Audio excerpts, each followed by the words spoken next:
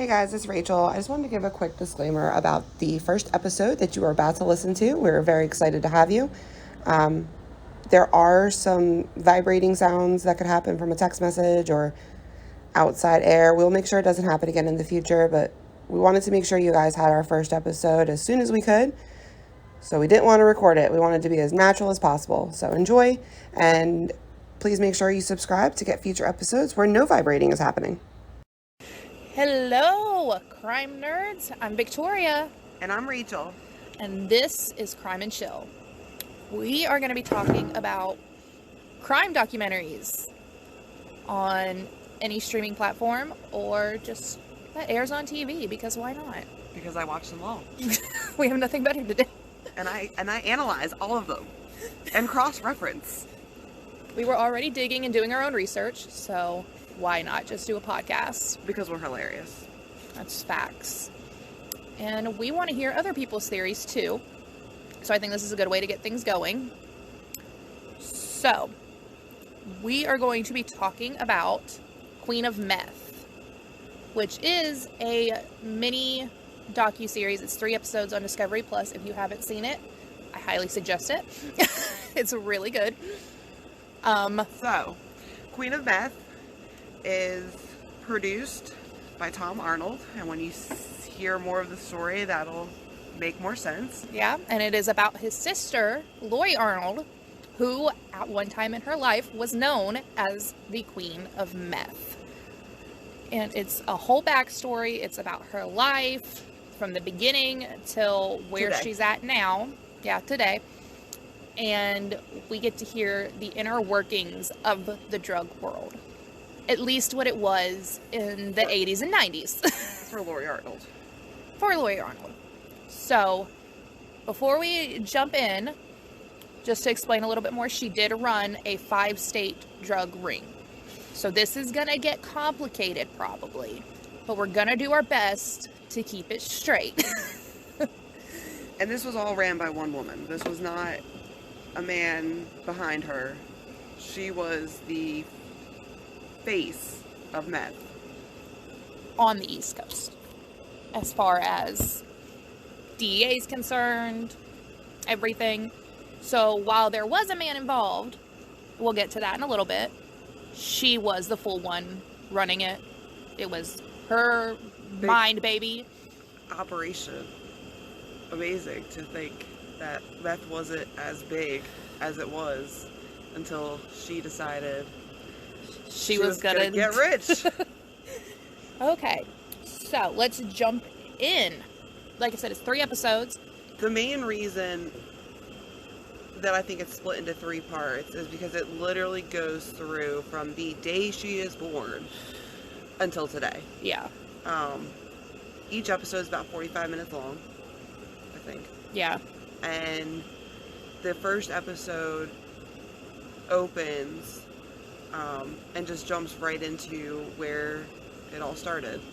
It does. She's living in Sandusky, Ohio right now. And that is where Cedar Point is, if you're not aware. But she is originally from Ottumwa. I had to have my translator on Google tell me what that was, how to say it. Ottumwa, Iowa. And that's a little itty bitty town in Iowa. It was really ran down. Most people were below poverty levels. So it was a good spot to fester what we know as a drug hood today. Yes. And it's important to note that that town, because I'm not going to try and say the name 50,000 times, because I'm going to screw it up. We're going to call Ottawa O. Yes. So in O, Hormel meat processing plant was like the main job source. And in the 80s, they striked and said, you're not paying us a livable wage. They weren't paying overtime.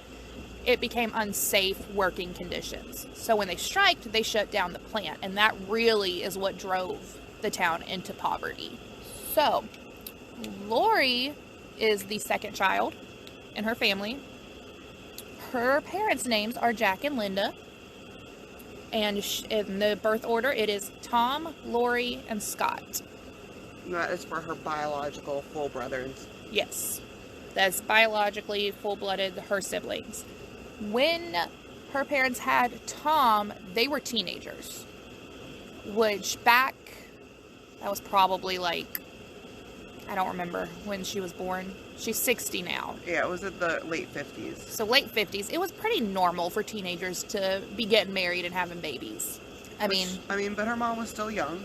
Still young. They went to court when they got divorced. And Linda actually got custody of the children. Yes, she did. But quickly decided that she did not want custody of the children. Very quickly, like within 48 hours. Went to Jack's house, dropped off the keys to the house, and said, the kids in the house are yours. And just left. Sayonara. Lori was 3 years old at this point, by the way. Maybe 4 by the time it was all said and done. But still, like a toddler. I think it's interesting. Like, we're going to talk about this for a second.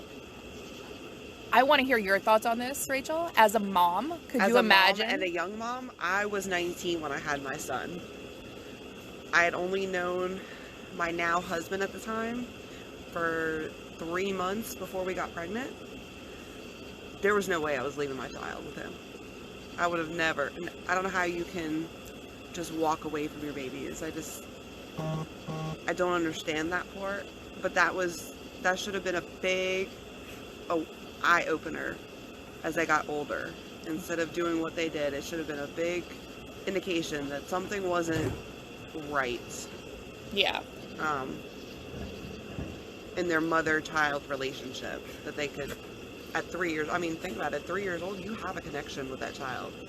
Yeah, definitely. I mean, it's not like she just had a baby and gave the baby away. She had 3 children. Tom is a couple years older than her. So I think he was like, what, 6 or 7 at the time? Yeah, I mean... So 6 or 7, 3, and probably like... 1 or 2, I think. 1 or 2. Said. Yeah. So, to just walk away from your children, I don't see how that's... So, to you as a mom, it doesn't make any sense that she could do that? No. I mean, I know moms do it, and I'm glad that she saw that she couldn't be fit. Yeah. And chose to leave. But as a mother now... Could never happen. Yeah, no, I couldn't personally do it. But again, I'm also not a drug addict. I don't party. Yeah.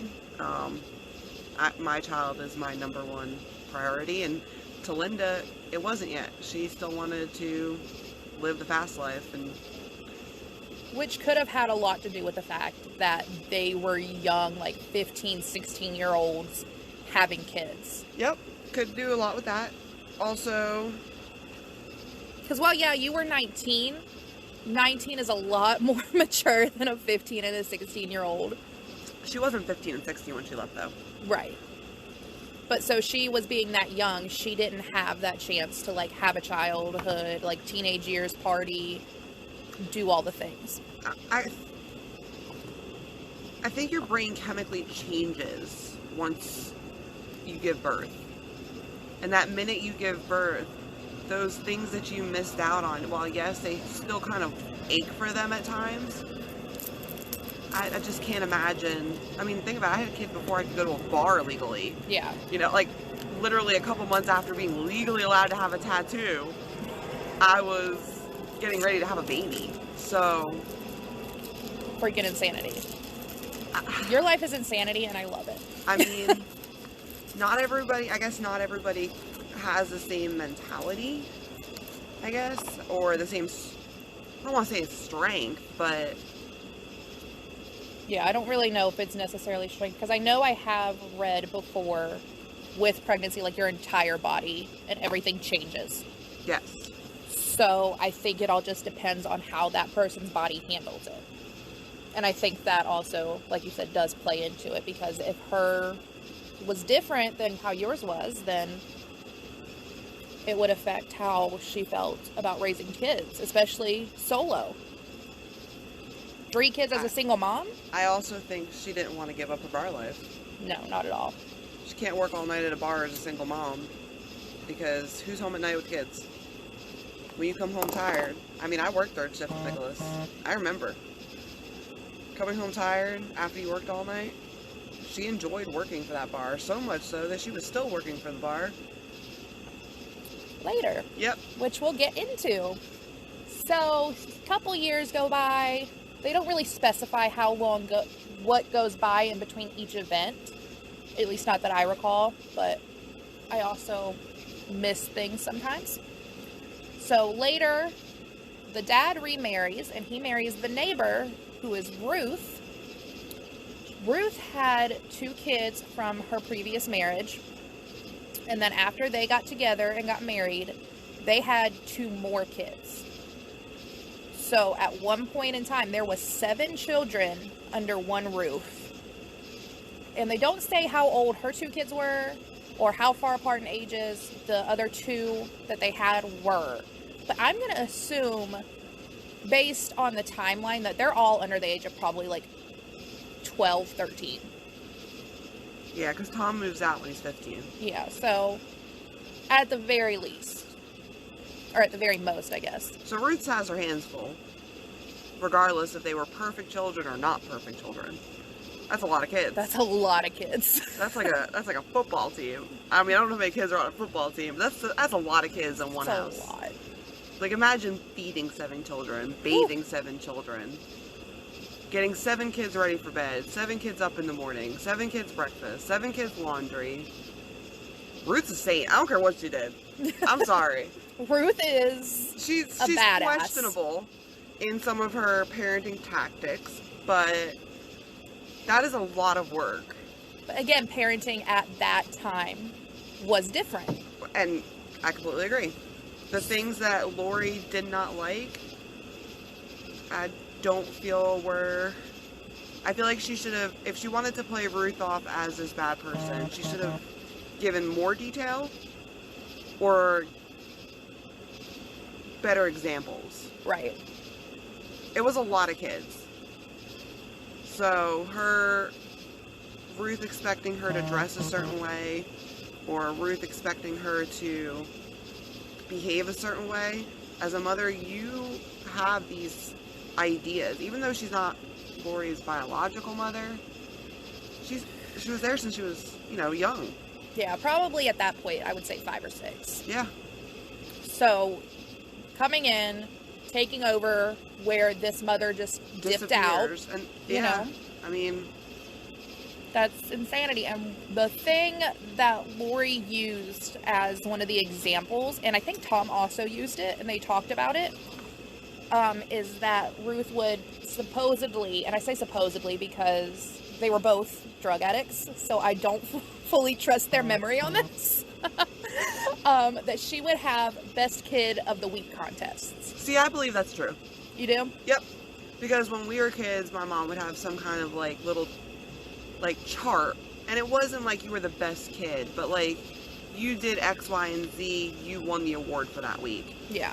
And they kind of made it sound, this is the thing, with that, it can either go off 2 ways, and the way they made it sound was that she was trying to play favorites and have favoritism, but I'm more on the side with you of she was just trying to motivate the kids to behave. Right, 7 kids, I really, especially seeing later on in the story where you find out more about Ruth's help in this family. She was just trying to keep these 7 kids from being chaos. It's no different than a parent having chore charts today. Yeah. That's what I looked at it as, is oh, so it was a chore chart? Is that what you mean? Yeah, so you had best kid of the week or favorite kid of the week. I mean, were you sneaking out? Were you, eating your vegetables? Were you talking back? I mean, these are all things that, most parents expect their kids to do. Right. And to say you were the best child of the week or favorite child of the week, I mean... There's a lot worse things she could have done. Exactly. Especially as a stepmother. Yes, because we always hear horror stories about stepmoms. Yeah, if that's what bothered you that much about this favorite kid of the week, I kind of feel like her problem was more so of the attention. Yeah. There were so many kids, and Lori was craving attention, and you'll see that throughout her story, that it is about attention. 100% agree. Yeah, I think she she couldn't behave. Not that she couldn't, but 7 kids. For her, I think any attention was good attention at that point because she just wanted their attention. Yep. And I don't think they were neglecting her inattention. I think they had 7 children, and spreading that out between 7 children is a lot. Yeah. I only have 2. And one is always upset. Fuck, every single day I have one upset with me because one got something that the other one did. Can you imagine if I had fucking 7? I'd kill never myself. Go to your house. I'd kill myself. Like, I love you. I love your kids. I would never go to your house. There's not enough time in the day to give every single child the amount of attention that would be at a level that they didn't feel like they missed or were upset or had trauma later on in life. That's why, like, when these parents have these kids, I'm like, what are you doing? Like, when they're popping out one after the other, and you're just literally setting yourself up to have your child in therapy by the time they're 20. Yeah. And that's if they are acknowledging the fact that they need therapy. Facts. So Lori and Tom were very, very smart kids. Very smart. Like, they didn't put any effort into their schoolwork. I'm sure they put, like, the bare minimum. But, like, Lori and Tom both admitted they skipped school a lot. They didn't really do homework. But they still were in, like, the advanced classes.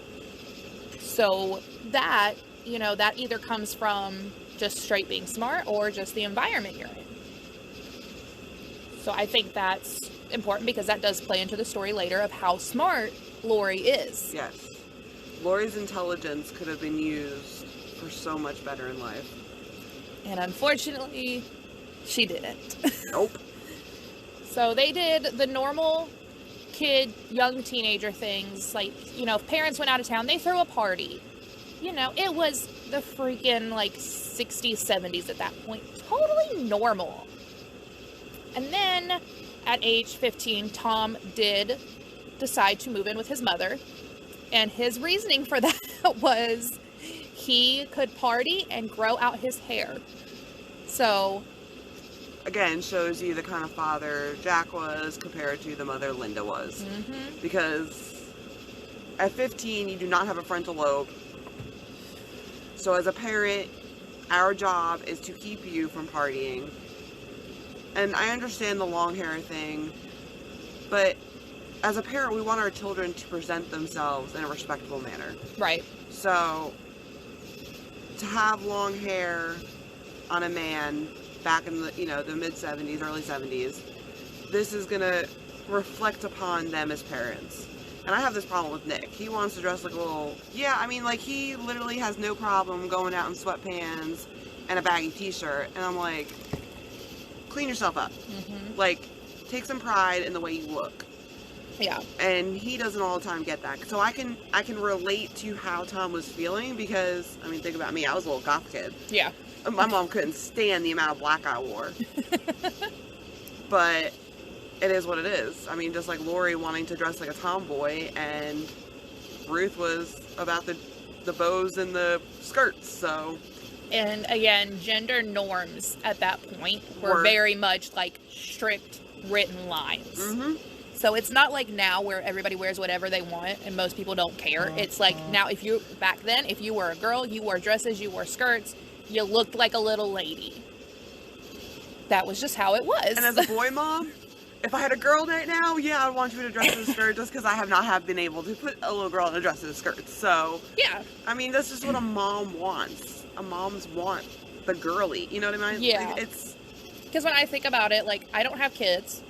So when I think about, like, having a child in the future, like, if I ever had a little girl, oh my lord, that girl would be decked out in bows and little cute frilly dresses. Yeah, like, those are just, as a mother, that's what you want. Yeah. Now, she was young enough where I still felt like it was appropriate for her mother to be picking out her outfit. Nick is 10. Luckily, he wears a uniform to school. But I still pick out the uniform pieces. Yeah. And I still pick out his clothes when we go out. Because, again, I want him to be presentable. Right. Because if your kids aren't presentable, people are going to look at you as a mom and be like, what is she doing that her kids look like that? Yeah, no, I just have a problem with that. So when Tom moved out, Lori said that she was very lonely. Like, Tom was her best friend. And I love that they had that relationship. That was her brother That was her protector. That was her best friend. Which is great to have. I don't know. If the roles were reversed and Joe was my older brother and moved out before me, I would have moved out with him. You think so too? So yeah, like Joe, yeah. Yeah. Like my brother and I, yeah. Oh, yeah, y'all are like the same way. Yeah, like until I grew, had my own family that I needed to be with. Yeah. It was always like you and Joe were together. Yeah, like I brought him to everything. I mean, even after you had Nick, he was still almost always around. Yes. But I did love that. And I will post pictures of my little brother holding my son. Because it's the freaking cutest thing of life. It is. That's how close we were. I mean, I just spent 9 days with him. Which, if I spent 9 days with my sister... Yo! And honestly, it wasn't like I was tired of him. I could have stayed longer if I didn't, have a life in South Carolina, and he has a life in New Jersey, so... I mean, we're close. I mean, we're so close he married my best friend. Which is pretty damn cool. Yeah, pretty is cool. So, but I understand her reasoning on... I really don't feel like she left... Yeah, she moved out and followed Tom to their moms. Yes. And I don't feel like she moved to their moms for the mom. No. I feel like she moved for Tom. Yeah, she says it's because, her mom would let her do what she wanted and let her buy her the clothes and wear what she wanted. But I agree. I think deep down it was because Tom wasn't there. Of Tom. Yeah. So then we have Tom and Lori living with mom. Scott and the other remaining children are still with Jack and Ruth. Doing their thing. That reflects later of the different parenting styles and how these kids turned out. So when they moved in with their mom was working at like a bar, a club type members situation. Only bar. Yeah. And the kids started working there with her. And at this point, Lori's only 14 years old. Yeah, she's only 14. Yep. Working at a bar. 14. And they said she was only setting up tables, and I'm like, no way. Yeah, the drinking age back then was 18 years old. So... Oh, I did not know that. Yes, it was 18 years old. Okay. So, Tom was close. I mean, I don't think he should have been serving, but he was close in age to be...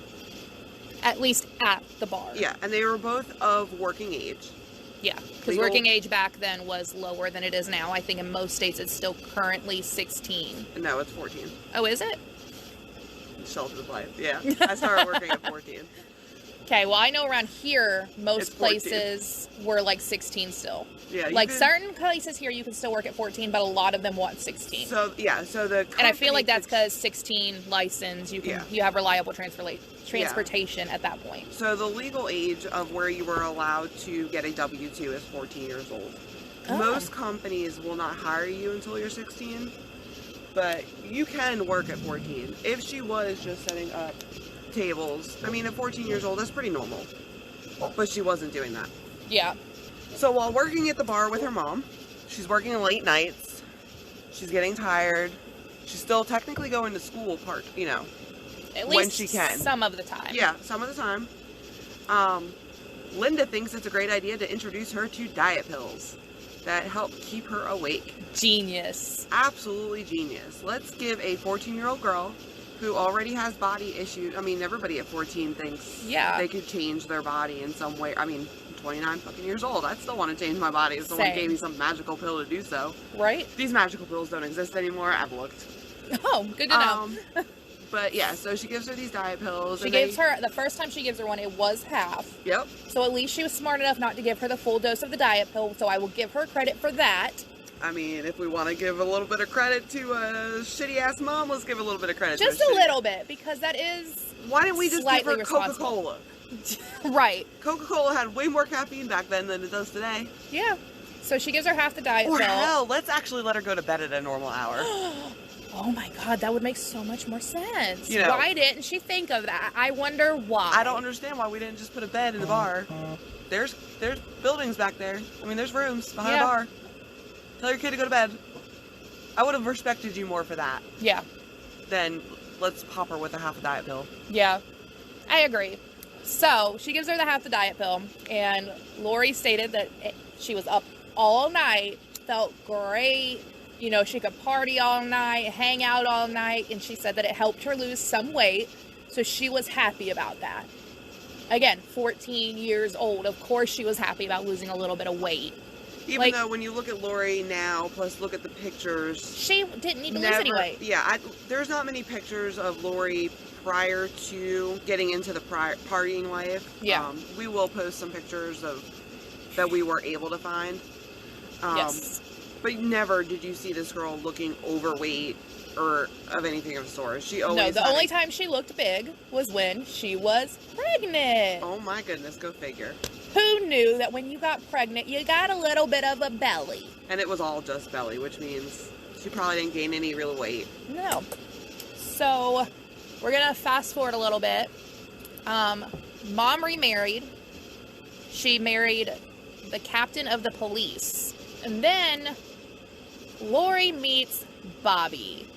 Bobby's a nasty, nasty, nasty man. So, Bobby was 23 years old. Lori was 14 years old. And they're at the roller skating rink. They're at the roller skating rink, hanging out. Normal teenage things that Bobby should not have been around for because he was a 23-year-old man. The parents were aware of Bobby, but they were not aware of his age until news of his divorce hit the papers. Here's your big shocker. The divorce he was getting was from a 15-year-old girl.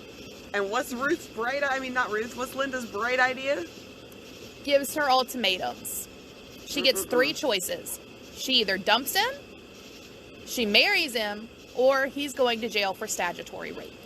Now, what 14-year-old girl is going to pick dump when this man has a car?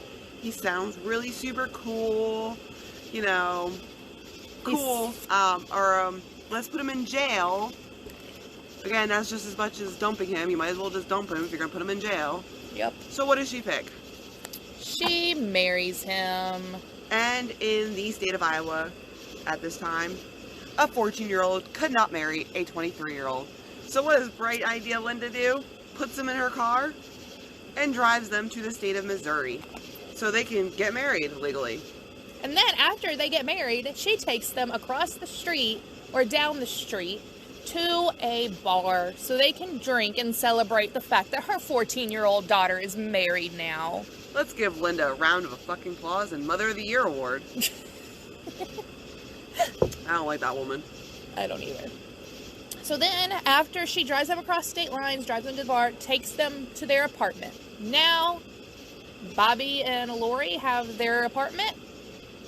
Don't know how they got it because neither one of them had jobs. I think maybe Lori was still working at the bar. That's unclear. But she did say that they would go across the street from their apartment to the gas station, and they were stealing bread and ham, and they lived off of ham sandwiches. Which is sad. So sad. So sad. This is just getting twisted. So, things with Bobby are fine. She's content because she's 14 and doesn't know any better. And then Lori tells us a story. There was a night that Bobby was watching a boxing match, and she said he was, throwing punches in the air and pretending to box around her, and he hit her multiple times. Actually, full-blown punched hit. A 23-year-old fully grown man punching a 14-year-old girl. Who's no longer in school anymore, who has given up her whole childhood to marry this man. He finds the audacity to then beat the shit out of her. And according to Lori, she said that after he hit her and several times and she was on the ground, he said that now that I've done it, it will happen again. So he openly admits that he's an abusive piece of shit. And she does the smartest thing she can do at this point. At 14 years old, she makes a good decision. She goes home. Yep. Again, shows her intelligence. Realizes that she is way over her head. That this is too dangerous. Yep. Now, they were married for 6 months. And let's knock Bobby some more. Because why not? He's a piece of shit. We don't like him. he was cheating on Lori, 14-year-old Lori, with a 12-year-old girl.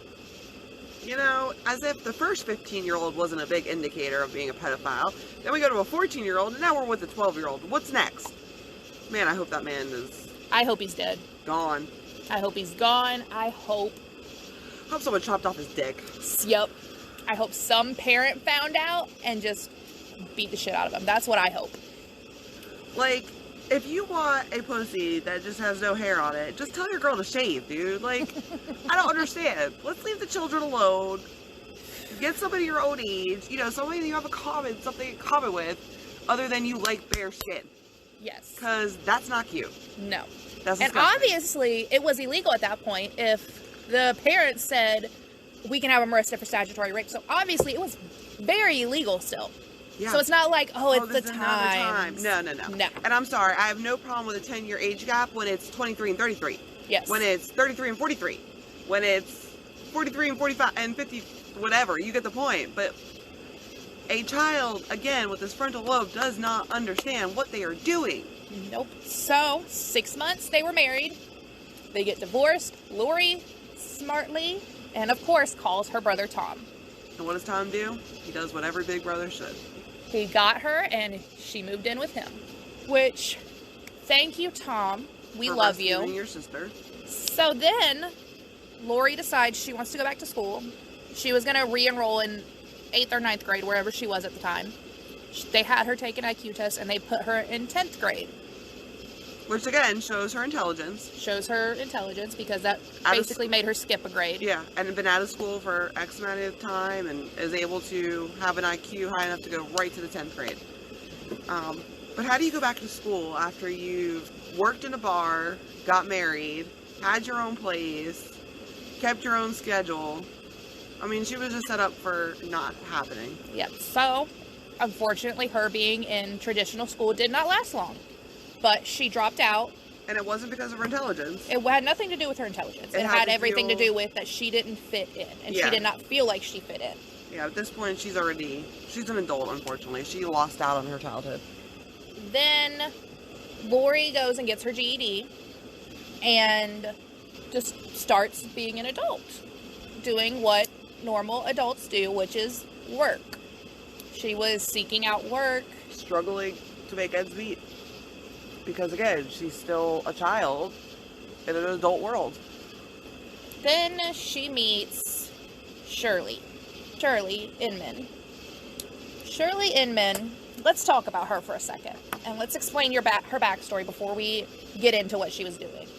Shirley had massive open heart surgery. And unfortunately, was given no disability, no government assistance, nothing. And she could not work anymore. Like, she could not go work a normal 9 to 5. She couldn't work at a grocery store. She couldn't do any of that. Because most people that have heart issues do not work normal jobs. Not hard labor jobs like they had in the O-Town. Yep. She made ends meet the only way she could. And she had 3 ways of doing this. One, she would have, like, big money poker games. Like, we're talking big money.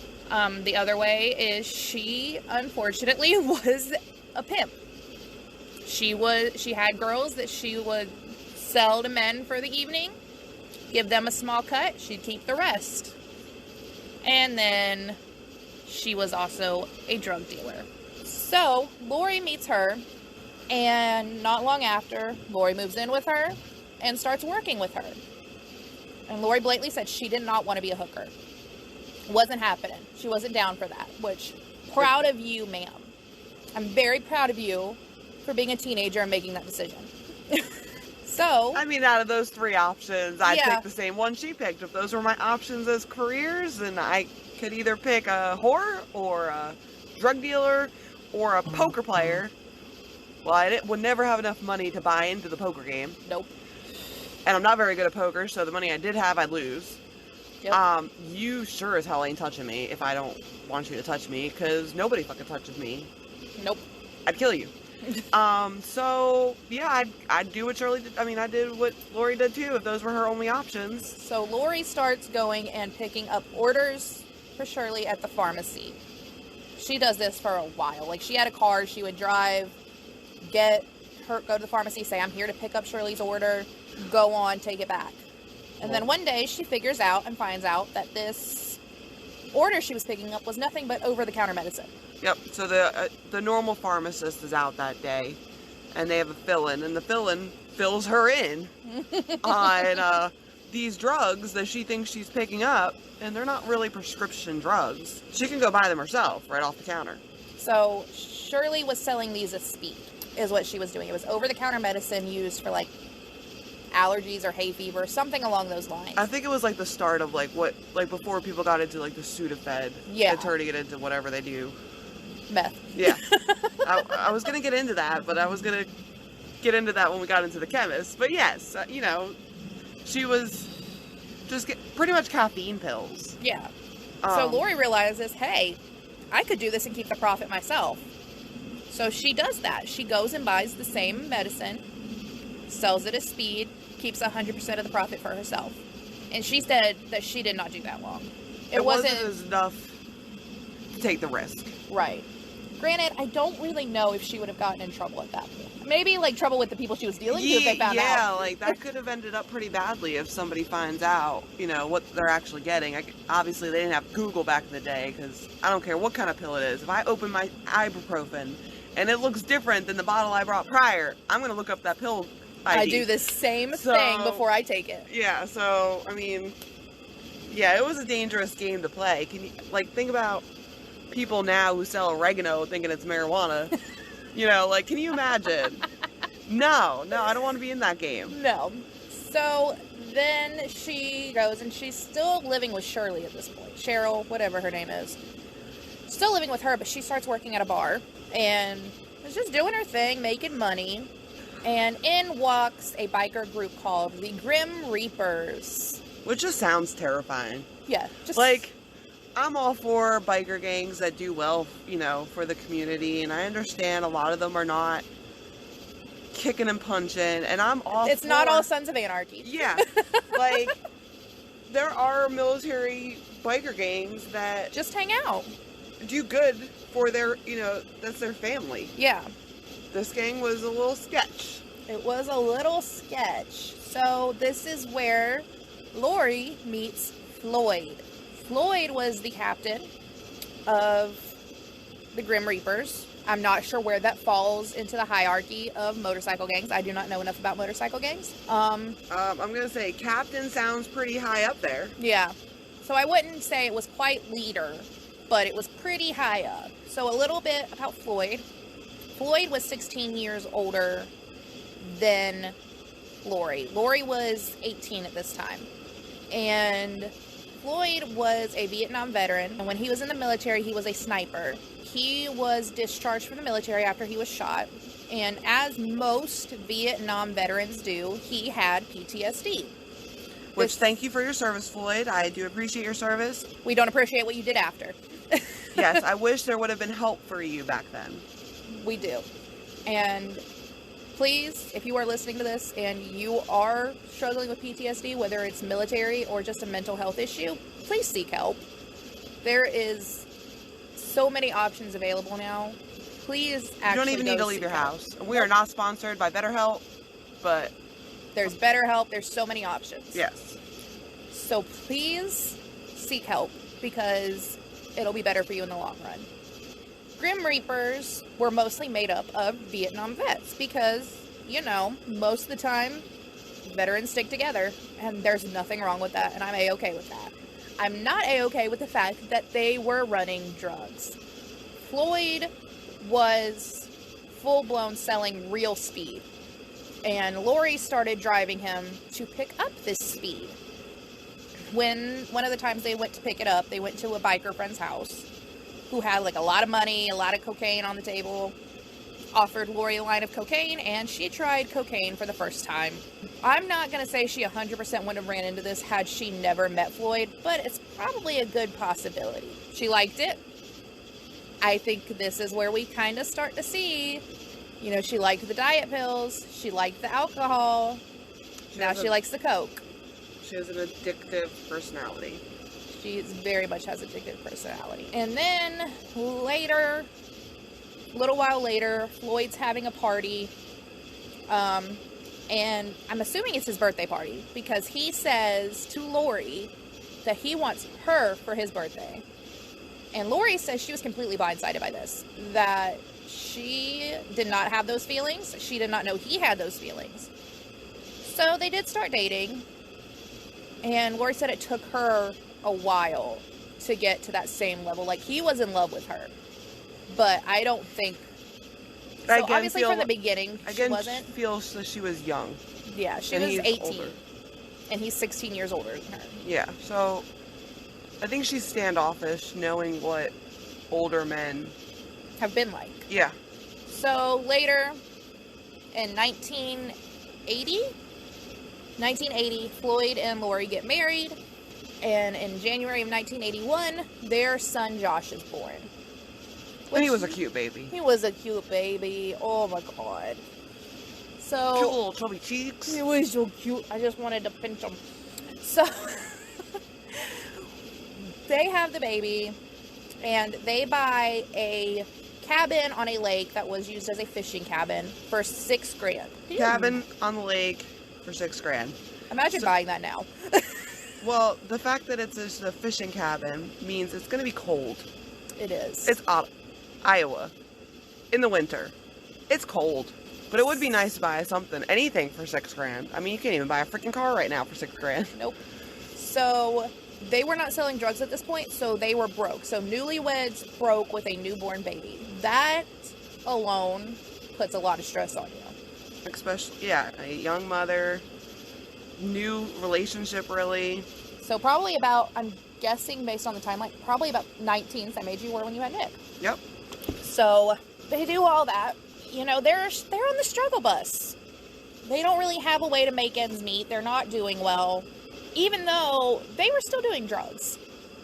So they had some money, or they had somebody that was giving them drugs, which if they were spending their own money on it, you could have been spending that to make sure your kid was good.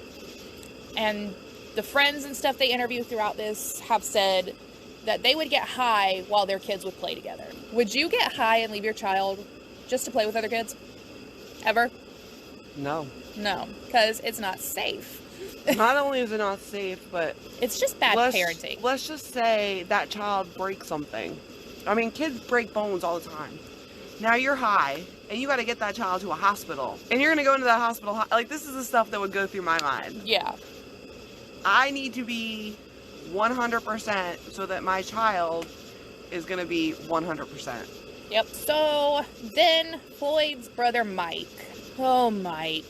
introduces them to meth.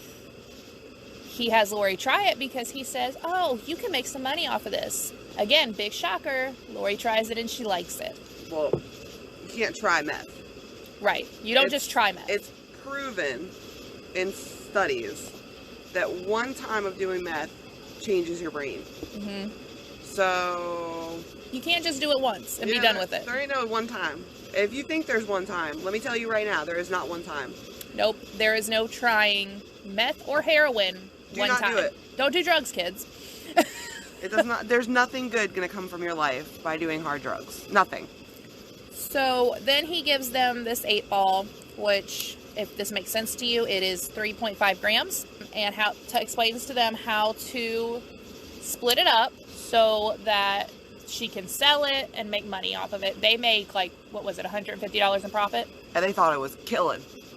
They sold it in one night. One night of having it. They sold the entire thing and immediately called to get more. So that's the end of episode 1. Kind of leaves you on a cliffhanger. God bless Discovery Plus, because you just hit play. You just hit play. And there's more. We don't have to wait. Heck, I don't even think you have to hit play. I think it just goes right into it. I have no idea. I didn't pay attention. So they do this, and Floyd's brother introduces them to the person he is getting his meth from. And he gives them 1/4 pound of meth to sell, and they make $200 off of that. Plus, that man gives them his white Corvette. Because Lori was in love with that Corvette. That was like a big thing to her, and it shows later. Like, she loved nice cars. She loved nice everything. Yeah, but cars really seemed to be her thing. She wanted flashy. It didn't matter to her that she was a drug dealer. Nope. She wanted to stand out, which, I'm sorry, but in the drug dealing world, I want to stand below. Yep. I do not want you to see me. Nope. I don't want you to see me at all. We want to stay under the radar if we're going to deal drugs. Not Lori. Nope, not Lori. Lori's like, let's see how far I can flash things out before I get caught. Genius. This leads to them being introduced to somebody in California who is specifically dealing with the Mexican cartel. And then I do believe... Okay, let's just talk about how scary that is. Yeah. Like, I'm sorry. These people chop your head off. I don't care how much money I can make from them. Nope. I'm not buying their drugs. Not happening. And they did specifically send Floyd to meet up with him because Floyd was the muscle. Floyd was intimidating to just about anybody that met him, except for Lori. Lori wasn't scared of him. Lori's like, okay, Ann. Yeah. Lori looked at him like a big old teddy bear until he wasn't. Until he wasn't. But then back to a big old teddy bear soon after. So they go through all of this, get with the cartel, do all this mess, and then the cartel sets up a lab in California so that they can not only bring it across the border, but they're making their own. And what they were making was apparently very, very strong. Can't give out meth that's going to kill your customers. You won't have customers for very long. So what did Lori do? She made sure that it was cut properly so that nobody would get hurt, nobody would OD. I mean, hurt? Yeah, nobody would OD. She specifically said get hurt. Yeah, though. her idea of what hurt was so distorted. Very much so. So let's talk about Lori's personality for a second. So Lori, described by everybody, was a very generous person because she was able to be a very generous person. She ended up having her friends sell meth that they were getting from her so that they could also make money. And later down the road, when Lori had all this money, she was buying up real estate. She bought a bar. She bought a bar. She bought a ranch. Bought a car dealership. So when she was buying these houses, though, she had it specifically in mind because most of her friends were on welfare that she wanted her friends to have these houses. So they would pay, quote unquote, rent to her for a short period of time, and then the house would just be theirs. Right, through the welfare department. Through the welfare department. So welfare was paying her rent. Yep. And then she was signing the title over to them. Mm-hmm. Which, I'm glad she actually signed them over because when all of it goes down and everything's seized, at least those houses were already out of her name. Yeah. So her friends who are now addicted to methamphetamine at least still have a home. The ones that didn't get arrested with her. Right. But. Because again, they were almost all of them were dealing for her. Yes. So they were all caught up in this. Yeah, her whole circle was all involved. It wasn't... They were involved in some way or another. Either they were dealers, they were working for her at the bar or at the ranch.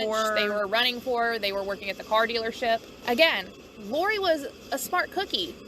She bought a car dealership and was selling cars and having their runners use them to go back and forth to California so that the same car wouldn't be seen going back and forth. Yep. That's thinking it through. So on one of these trips, one of the last trips they do to California, she has a runner go. When the runner's there, he gets 1.5 pounds of marijuana. Cop pulls him over. Cop doesn't even know about the meth. But imagine smelling 1.5 pounds of marijuana in your car. That is a lot of drugs. Most people buy a dime bag. Yeah. Okay? So this was a lot of marijuana in the car. Cop pulls him over, finds the marijuana, and then finds the meth. Guess whose butt goes to jail? And guess who gets the bill for it? So they rack up between bail and court charges $150,000. So what does Lori think? She got lucky. She got lucky. Which just that mindset. Lose $150,000 in legal fees. Plus whatever it cost her for like the 10 pounds of meth that were in the car. Yeah. And is still friends with the runner. Still works for her. What? What was he doing buying marijuana while he was supposed to be buying meth? Like, how much drugs can we get in this car right now? Yeah, that was just, let's see what we can do. They stop running to California. What's our bright idea? Let's break and bat it. Let's put an RV on our little farm we got here and cover it with branches and turn it into a lab. She did hire a chemist. Yeah, she didn't want to blow herself up. She didn't want to kill anybody from the meth. Because you remember, she cares about her friends. She does. Even in her own sick distorted way at the time, which I think now she does see what she did to those lives. Because she does say at the end that she did not know enough about the drug. Yes. So it is, I mean, she does regret those decisions. So Lori hires a chemist. The chemist then tastes the meth to make sure that it's meth. And it's safe because she doesn't want any of her, she doesn't want to die, she doesn't want any of her friends to die, but I'm fuck sorry. the chemist. Can you imagine being that chemist? Like, I would have had to go in with the mindset that I'm already a meth head to be tasting this meth that I'm making. Yeah, 100% he had to already be on meth. There's no way. Which, again, is sad, because if you're a chemist, you went through a lot of schooling. Yep. Another wasted life. So they used their car dealership title. I don't remember what the company name was, but they used that in order to buy the chemicals that they were using to make the meth. This comes into play a little bit later. So he's making the meth. He comes like every 3 days and makes like 5 pounds of it. That's a shit ton of meth, dude. You know? I mean, I don't know how much meth is meth, but... I don't either, but I assume 5 pounds of anything's a lot. Yeah, like, take 5 pounds off my stomach and I'm like, party! So I can only imagine what 5 pounds of meth is like. Yeah. So they do this for a little while. So they do all this, making bank again. Mind you, she hid the lab with tree limbs because she said hiding it from helicopters. Again, smart. Smart little cookie. So I want to know how she could test. Like, there wasn't drones back then. So how do you know these tree limbs are really covering this mobile meth lab you got? they did have planes. Yeah, I know, but still, like, are you going up there to check all the time to make sure your mobile meth lab is not in view? I mean, I don't know. That's the only way I could think that they were actually doing it, because they had planes, they had cars, they had horses. Way too much money. Way too much money. I want to know how, like, if you put 10 grand on anything, it's traced to see where this 10 grand came from. Yeah. So how is she buying these things? Well, she said she wasn't putting the money in a bank. Yeah, I know, but, like, you go and buy a house, somebody's going to question you where you got all this cash. Yeah. I don't know, maybe at the times they didn't really question it. Maybe. Still impressive. Still very impressive. Imagine if they had cryptocurrency back then. Shit. Can you imagine? She would have never gotten caught. Never. 'Cause Never gotten caught. everything couldn't have been traced. But anyways. So, with Floyd and his PTSD, if he drank, he became very, very violent. Which is partly why she bought the ranch, because she did not want him in her bar. Because her dream was to own a bar. Okay, interesting dream. I mean, I want a bar too. I mean, it's pretty cool. Travis and I were just talking about this, actually. I love that. Yeah, I mean, owning a bar for the right reasons, not so that you can hide and money launder your drug money into the bar. Well, she did want it for the right reasons, because she didn't want to continue to sell drugs forever. Yeah, but... But then she couldn't keep up with the expenses of everything, so she had to keep selling drugs. You know, is her reasoning, and I don't believe her. Sell something. You've got so much. You don't need the airplanes. You know? You don't need 10 horses that are doing racing, which means you then have a trainer. You don't need a whole car dealership. Why don't you sell the car dealership to fund your bar? But anyways... So... yes, the war on drugs started back in 1971. Although Lori seems to believe that she can no longer buy her chemicals because of the war on drugs. But it started long before the Yes, the war on drugs started in June 18th, 1971. President Nixon declared the war on drugs. This was a huge declaration that they decided that drugs were so dangerous and running rampant. This is also when they started the no-knock warrants, and it was a mandatory sentencing. This is now inching on 10 years later on the war on drugs. She claims it's because of the war on drugs. I believe there was some kind of law put into place at that time that resorted from the war on drugs campaign. But it wasn't, her unable to purchase her chemicals was not because of the start, in quotations, on the war on drugs. And I was not able to find the actual law. I really should have looked a little bit harder, but I was tired, and that was it. She's got 2 kids, y'all. Yeah. So, a little bit about the war on drugs campaign. It went on for 10 years. It was actually digressing by the time that Lori is now producing her own drugs on this farm with a chemist. making 5 pounds every couple days. So when this law went into effect, there was a lot of loops that had to be jumped through in order to get the chemical they were making the drugs with. So because of that and her deeming that they could get caught that way, they stopped doing that and once again began running to California. Which, I'm sorry, but I think I would have found an excuse of why I was buying these chemicals. Before I got back involved with the cartel. Yeah. Before I was driving across 5-6 states to go pick up meth. Again, the war on drugs demanded sentencing. There was no ifs, ands, or buts. Nope. If you got caught, you were going to jail. And, I mean, even today, 3 strikes, you're out. Like, Yep. They look at drugs sometimes harder than they look at, violent criminals. Yeah. I have seen people being charged worse for a drug offense than for a rape offense. So I'm sorry. Nope, would not be doing this. Nope. But Lori doesn't want to sell. Her dealership, her planes, her farm, her bar, the 15 houses she owns. Nope. What's this girl do? She goes back to running in California. She goes back. They start doing this again. Mind you, okay, so her stepdad was the captain of police, so she's like in good with all the cops. Like they're all buddy-buddy. Or she thinks. So she thinks.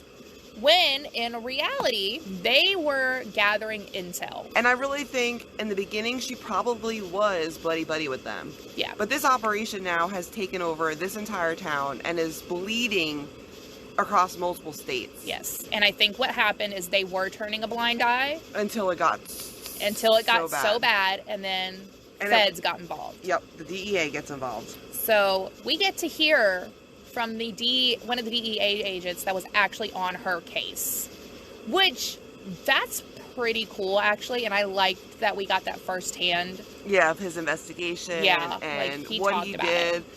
Now, do I agree with every way that the DEA handled the arrest, handled the breakdown of this huge operation? I think there would have been a better way of doing it, but I'm not a cop, I'm not a DEA agent.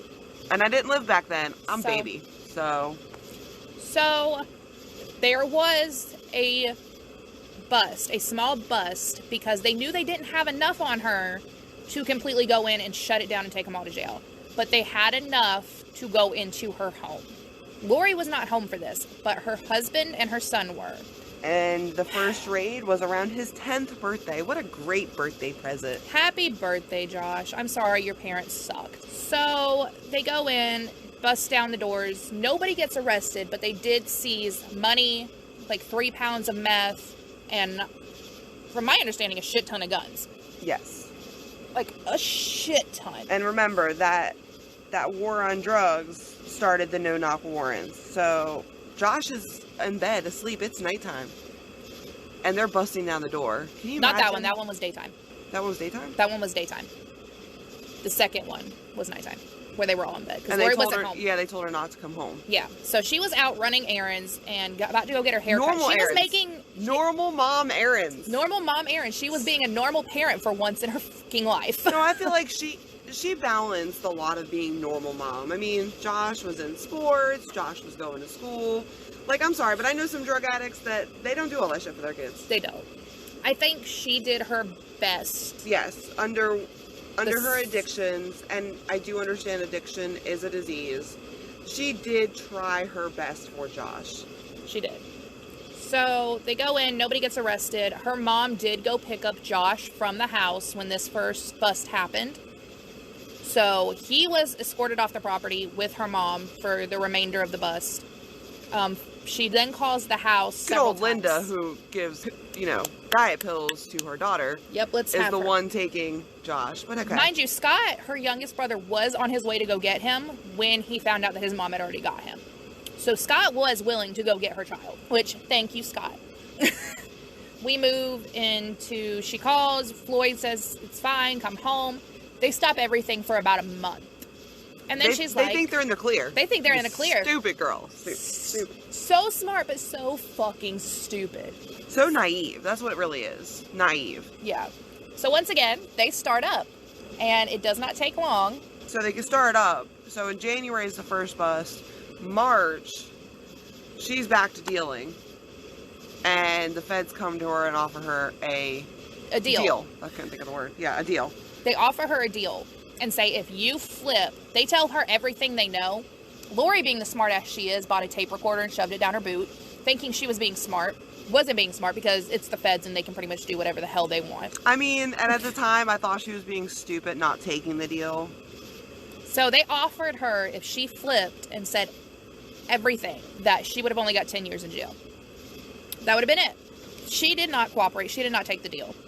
So they continue building their case. So from March until they get busted in November 7th of 1991. So when I'm coming into this world, she was going to prison. So they get busted in the middle of the night. Josh is home again. Josh is home once again. Traumatizing. Like, I could not imagine. Nick is 10 years old. I could not. Could you imagine if Nick woke up to a drug bust? No. He would lose his ever-loving mind. That kid is so fucking sheltered. So Lori wakes up to a cop on top of her pointing a pistol at her head. She feels the pistol on her forehead. Josh woke up when he heard all the noise, but he stayed in bed because he's like, the fuck? Because unfortunately at 10 years old, he knows what's going on already. Yep. So bless Josh's heart. The agent goes up the stairs, and I do 100% side with Josh on this. Before he knew it was a kid, he did point a gun at him. And at 10 years old, that's traumatizing. It is. But once he realized it was a kid, they immediately put the weapons away. And I mean, with a no-knock warrant, the cop doesn't know. He's got to protect himself, too. I don't fault them for that. They were just doing their job. As soon as he realized it was a kid, guns were down. Right. So... Still traumatizing, but... Josh goes and comforts Lori while they wait for her mother. He brushes her hair. He brushed her hair. Like, that's such a sweet little boy. Like... 100% was a mama's boy. Yes. And I love that. So, Lori's mother, good old Linda, back at it again, comes and picks up Josh. So, Josh goes and stays with with Lori's parents. Lori's mom. Lori's mom, yes. Lori's mom and her stepdad. And Lori does not seem to think that this is going to be as long drawn out as it was, because it took, what was it, like 2 years before they finally all wrapped it up? She was released 2 years later, or 3 years later. Okay, so what happened is they went to court. Everybody pled guilty. They arrested in this bust 50 to 60 people, and some of these people had already been busted once before because while they were trying to do this stuff, they were trying to get people to flip, and they wouldn't. They were not flipping on Lori. Love you, Toria, but if you were running a drug bust and I'm getting arrested because I'm helping you, I'm flipping on you. Oh, same. Peace. Fuck you. You're on your own. Yep. Shit. I'm done. I got shit to do. Game over. No, I'm sorry. Those are some loyal fucking friends. Real loyal. And I feel like they were loyal because she did so much for them. Again, don't fucking care. No, I don't personally care. You, out of the goodness of your heart, decided to give me X, Y, and Z. And out of the goodness of my heart, I'm going to put you in prison because I don't want to be there. Yep. Little white kid, afraid will get a little afraid of the prison cell. Okay? The claustrophobia will be setting in just thinking about it. Ooh, heebie-jeebies. Nah, can't do it. So they all plead guilty, and Lori is sentenced to like 15 years at this point. So while this is going on, Josh is with Linda and the stepdad. Linda dies. Thank God Josh doesn't spend the rest of his childhood with her. So she dies. Lori was not allowed out to go to the funeral. And Tom did not want to go to the funeral. For good reason. I don't blame him, and he has no regrets over it. You go, Tom. You stand your ground. Yes. So Lori's sentenced to 15 years of prison. She later appeals the gun charge because when they took all the guns, she was not home. So they really had no way of proving that those guns were hers. So she appealed it, she won, and she was released in 1999. Yep. So she spends 8 years in prison. Yes. And this is where Josh is getting ready to graduate high school. Like, getting ready to go to college. Yep. And Josh, after Lori's mom died, Josh went with Lori's father and stepmom, Ruth, who finished raising this child. And this kid graduated high school, did great, was getting ready to go to college. Went to college, has a great career, a beautiful wife, and some cute little dogs. Yes, I stalked that much on Facebook. They are cute. I love that.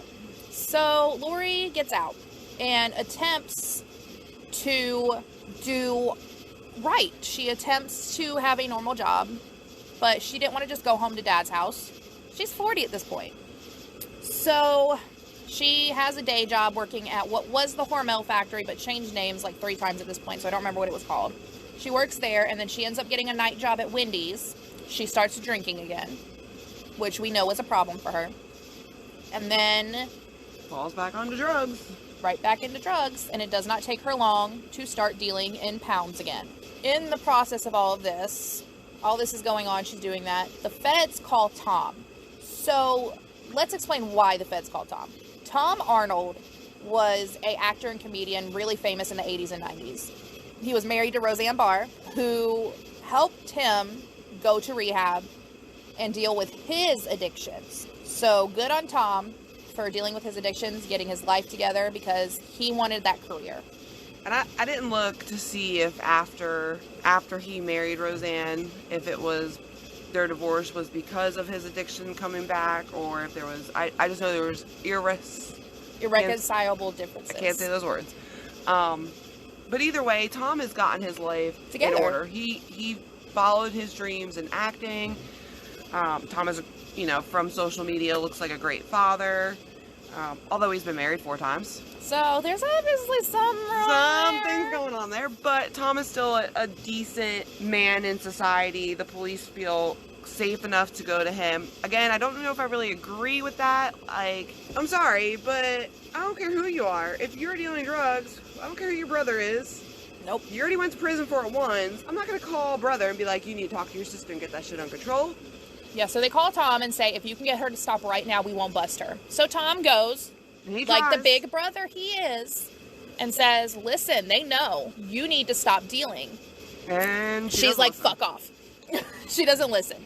And in October of 2001, she's back in prison. Yep, back in prison once again. 6 years. And in the middle of all this, which I think might have contributed a little bit to her little bit of a downward spiral, Floyd did die in prison in April of 2001. It is what it is. So I think maybe that might have contributed to that a little bit, but does not excuse it. Yeah, I mean, she comes out, she's working, even if she's just drinking at that point, to find out that Floyd is now passed in prison. She never got to see him again after that initial, arrest. I mean, that might, regardless of our views on Floyd, again, I still appreciate his service and I understand why he had his demons, but he still wasn't always a bad person, per se. And he wasn't always the safest person for her to be with. Was not always the safest. He was abusive. We do know that. There is talks of, they would put meth in his drinks when he was at the bar to keep him from getting violent. One night he shot at her and Josh while she is trying to get in the car. Trying to leave. Can you imagine holding a baby, a small child, and trying to hurry up and put that child in the car and leave because your husband has a gun at you, and then continues to fire that gun? Yep, and only stops because she said he hit Josh. Yeah. And then the next day... he's a sniper shooter. He can hit. Yep. He was a sniper. We know he can shoot. Drunk or not, I've been terrified. Yep. So she constantly went back. And I don't know if that was out of love or fear, because he always said the next days he didn't remember it. But when he wasn't drinking, he was fine. She goes to prison again. She gets out. She does not go back to Iowa. Thank God. That's the best thing she could have freaking done. She made one really good decision right there. She went to Arizona. And she met who is now her fiance. And they live in Ohio. And she works a normal job. And they have a normal little life.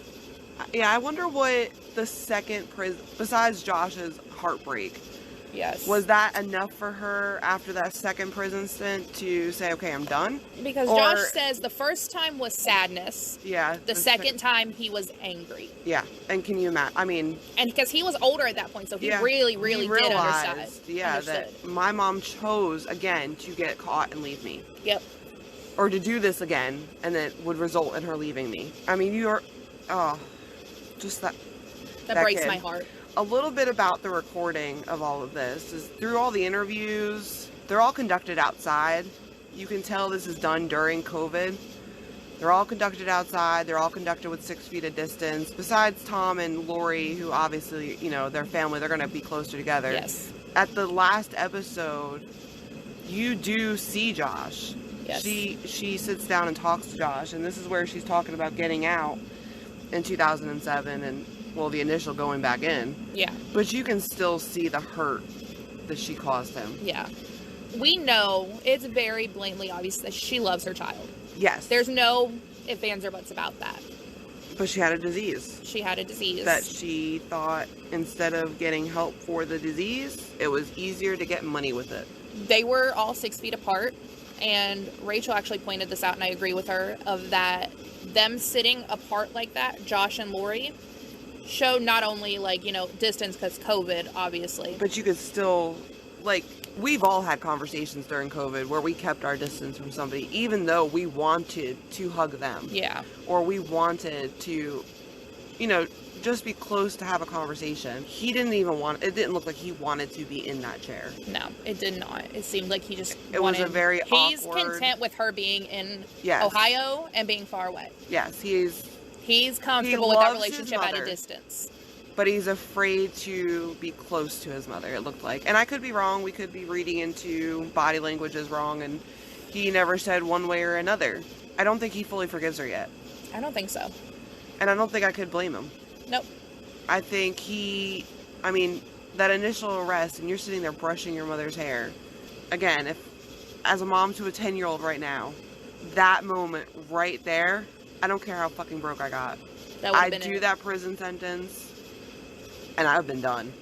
I don't care. Because you missed majority of your kid's life. Yeah, so he was going into college when you got out. He was in elementary school when you went in, getting ready to start his freshman year of college when you got out. And then you went right back. So you missed all of college then too. You missed his entire life. Because even though you were around for the first 10 years, you were doped up. Yep. So while you may remember bits and pieces, the things you want to remember, yeah, he remembers it all. And that sucks. It's just really, I'm glad Josh was raised by Jack and Ruth. Me too. I do think it gave him a better chance than being, I'm glad Linda passed. Like, I hate to say that because I don't know what Linda turned out to be by the time she was arrested. You know, she was arrested in 1991. Yeah. But based on her parenting style, right, we were glad that she did not fully parent Josh. And I'm really amazed Tom didn't say, fuck you, give me that kid. Yeah. When Linda got it. Because he already resented his mother at that point. He had no qualms to show it either. He does not look at her like a mother. No. There is a very powerful scene in that where Tom and Lori go to the gravesite of their mother. And Tom is pretty much cursed out his mother, and Lori's like, that's your mom. And Tom's like, no, that's not a mom. He has no regrets on not having a relationship with her. He has no regrets on not going to her funeral. And he does pose a question to Lori of, would you give your kid drugs? And she said, hell no. And he said, why? And she goes, because a mom doesn't do that. Exactly. And that was his point of, a mom doesn't do what their mom did. Their mom got them addicted to drugs and alcohol. Their addiction is solely to blame on their mother. And you can't tell me otherwise. There was and I know we finished up, you know, really going through the timeline. 07 happened. She's released in 2007. She has stayed clean and sober since. Throughout this documentary, though, they are reading portions of a psychological evaluation that she is given prior to going into prison. Prior to the 1991 sentence. Right. And in this psychological evaluation, they're stating that Lori did not have the mindset or the ability to see what she was doing because of the environment she was raised in. They specifically said in that report that she was surrounded by adults who did not have her best interest in mind. Which is sad, and I wish I was able to find that entire evaluation. I've spent over 4 hours at this point looking for it. I can't find it. So if any of you nerd freaks out there in the world who have better researching skills than me, you let me know. We would love to have the full psych evaluation and read it because we love shit like that. I'm not saying that I would share it with the world because at first I thought it was something I would, but then I thought about it and that's not really right. She's been clean since 2007, which means we're at, what, 14 years now? 14 years. 14 years of being clean and sober. I really don't see her going back to it. She's moved herself away from it. She's with a guy that is very straight and narrow, even though he does ride a motorcycle. She has a type, y'all. She has a type. I wouldn't share it with the world, but I'm very curious to see the entire evaluation. So we would like to read that for ourselves. We would not put that out for the public because, if you go search it out on your own, that's your thing, but we are not going to physically share it if we do find it. So, Rachel, final thoughts overall as a documentary. Well, what did you think? If I had to rate this on how many cigarettes I smoked during it, because it was either so shocking or so fucked up, I'm going to say 15 cigarettes. A lot of cigarettes. Well, I mean, it's a 3-episode documentary. I watched it back to back to back because I don't have that ability to not. It was interesting to see how come meth became so bad on the East Coast. Because the way the DEA plays it is that she's the whole reason why meth is on the East Coast. Yes. And unfortunately, I think they are correct. I don't think it would have been as big of a thing. But it would have eventually. Yes. It would have It eventually. would have, I mean, just like every other drug that comes out of California or Mexico, it all gets here. It does. But somebody is the start of that. And because she is the start of this, and I am so tired of losing people to overdoses from meth and heroin and every other deadly drug out there. I mean, you have to think, you see it every day in the news. Every day. I graduated from a pretty large graduating class between the 2 high schools I went to. And if you put everybody that I know that OD'd into one classroom, you would be over student ratios, which is really sad. Very sad. So, while I understand she didn't know what she was doing because she didn't have the capability or understanding, I think it was well documented. Yes. Let's go with that. If we want my ideas on this, this docuseries, it was well done.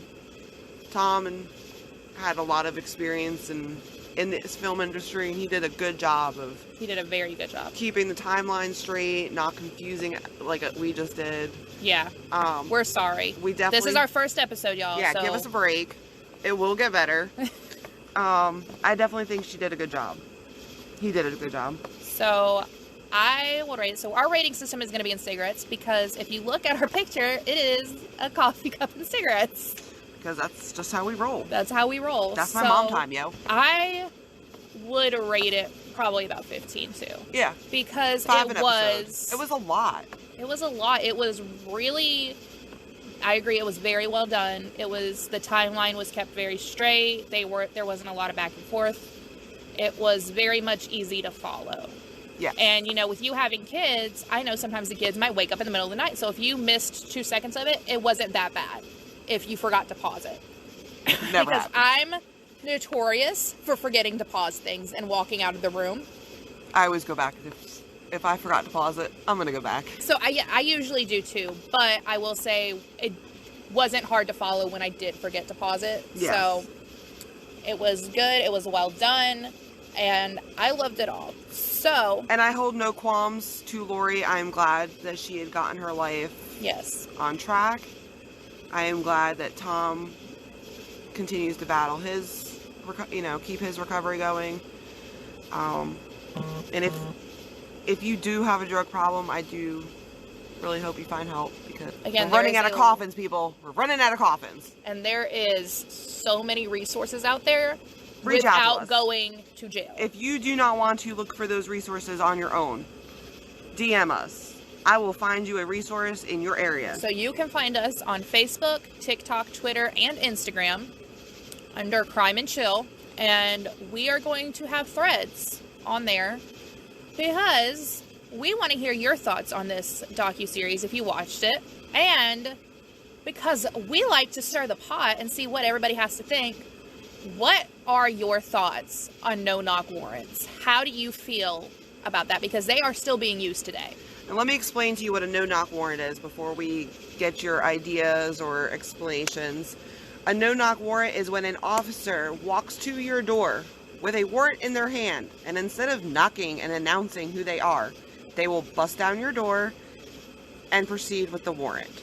A warrant is a signed document from a court stating that they have the right to go into your house, and whatever is in the warrant that they are looking for, they are allowed to confiscate. Yes. I have no problem with the warrants. I'm not asking what the warrant, like, if you have a problem with a warrant, what is your thought on a no-knock warrant? So, this is not to cause a battle. This is really just to see if people understand what they are or what their thoughts on them are. Yes, because we like to hear everybody's thoughts. Yeah, and we are open to everybody's thoughts in life. Yep. Just kind of want to see what the conversation would be. Yeah. And our next episode will be airing next week. Be on the lookout on socials, because we might give you a little sneak peek. And if there is a documentary that you want to hear us talk about and bullshit about and smoke cigarettes and drink a whole cup of coffee to, you let us know, because either we've already watched it or definitely will want to watch it. And even if we've already watched it, we will rewatch it. To just go over it with you again. Probably won't even need to rewatch it because I keep them in my brain like a little library. Okay, so anything else to add? No, that's it on my side. All right, you want to close it out? Alrighty, well, thank you guys for joining us on the first episode of Crime and Chill. Make sure you check us out on all social media platforms. Like and share. Boom, boom.